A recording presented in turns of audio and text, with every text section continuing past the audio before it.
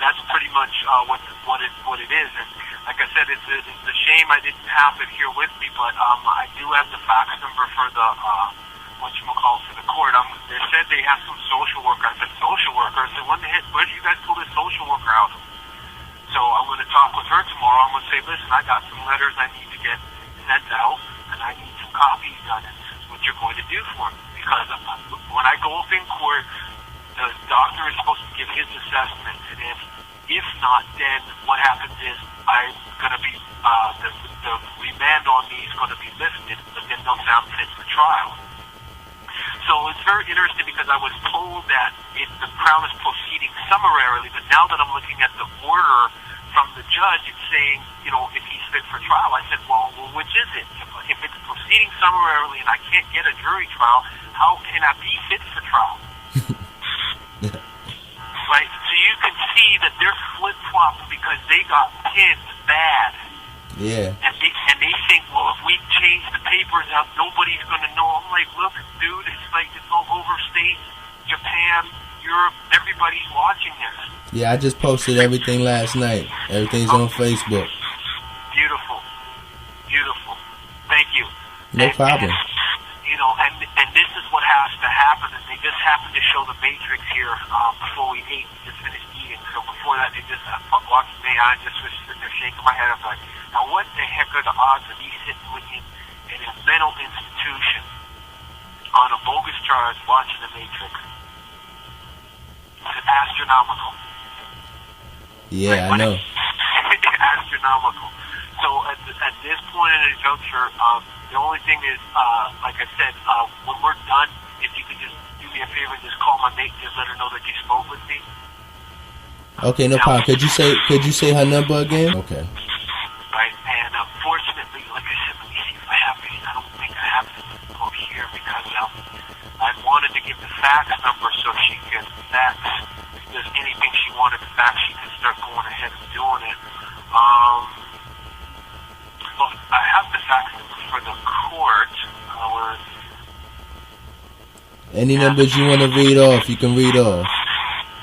Yeah, I'm looking for it right now. Okay, well, I got the phone number for the court. So the court number is 780-458-7300. And if there's any paperwork that she wants to send to the Crown Attorney Jeffrey Morrison, because he didn't even want to talk to me. The fax number is 780-638-3371.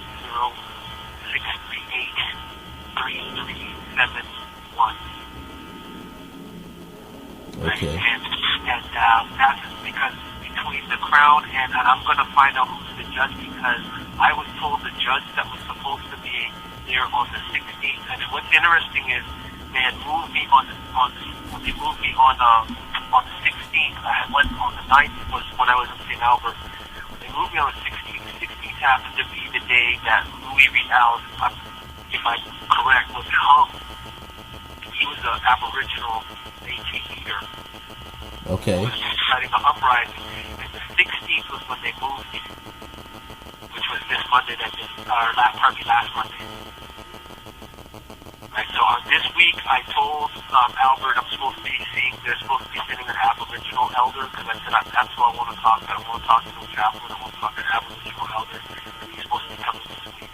When I had asked about that, Albert just kind of looked at me with a shocked look. I said, you're supposed to get where's the Aboriginal elder? I want to talk to the Aboriginal elder. And he just could not believe it.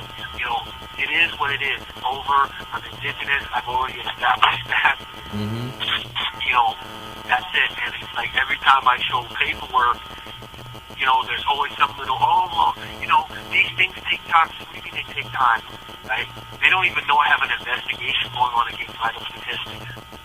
Right? I have it right now with who? The Alberta Ombudsman. Because they took money, didn't do a registration, but I know they can't change the registration because it was exported. I don't think I had told you this.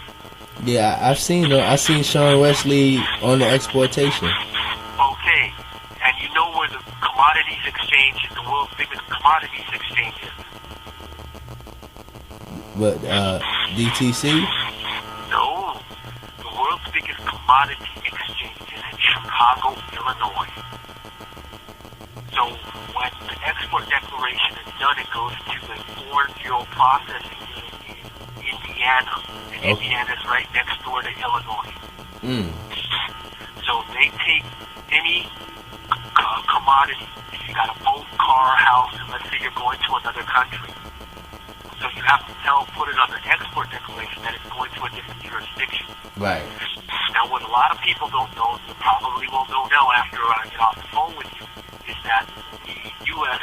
Census Bureau, which was handling it, and they don't handle that anymore, and I know why, because I exported the White House, they called me and told me that they were processing export declaration. I have the direct number of the person who called me. And they were like, why did you send us all this paperwork? We didn't need all this. I said, hold on a second. Possession is 9/10 of the law. I can't just sit there and say for you to do something and I don't have the paperwork to support that. I have to show how I have right, title, and interest. Correct. So when I sent that to them, then we spoke for about 20 minutes and they said, okay, I'm going to go ahead and process it. I said, thank you. That's it. So I'm not the one that said the U.S. was thrown into the middle of the Atlantic. It wasn't me that said that. It was representative from Pennsylvania, Commonwealth of Pennsylvania, Dan Dorsey. He said that. Now, why would he say that? Because he obviously knows that it's over. And all that's going to happen is I kick the door open, and so now when people have their commercial issues going on in any of these commercial courts, first thing is, okay, where's your authority? Where's your operational charter? Correct. So that was one of the 67 questions that I asked Jeffrey Morris. I still haven't gotten disclosure. And he not gonna get one. So I know I'm not gonna get one. He realized my uncle set him up too bad. Because now we're in international law. We're not in this domestic stuff anymore. They're dead in the water of commerce. Big time. And now there's other secure parties, people who are studying and learning, who are watching this, who are going to say, hold on a second, he's got all this stuff done, and now they want to turn around and turn their back on that in commerce? You can't do that, dude. See, they don't even realize just by the fact that I'm here, there's going to be more people paying even watching this even more. Those who are on the fence or who are leery of doing it are going to see, listen, you better do this. This is your only protection, because when they're ready to start making their moves, there's going to be a lot of chattel properties that they're going to start rounding up. Correct. And start that they have jurisdiction over. Right? So when you put that on that Facebook and that YouTube, sorry, it's locked in at that point. The website's been up. People have downloaded all the websites. I've got 100 of them. Right? And I'll give my wife at the proper time. I'll give my wife, tell her to forward the links to because I got 100, and people are like, I said, listen, I got 120 videos and about 100 websites all going simultaneously. This is not even counting Twitter or Facebook. Wow. Right? So this is when I was really stressing to people, listen, you're doing this commercial stuff, put your stuff online, you can edit, black out what you don't want the public to know certain things. Fine. Outside of that, get it out there, get it in the public, because the hoes, and I'm talking about the people who work as reporters, as intellectual prostitutes, they're using Twitter, Facebook, they're doing it all. Correct. Because the media, what shook them up was the sister who did the stuff for the Gina 6.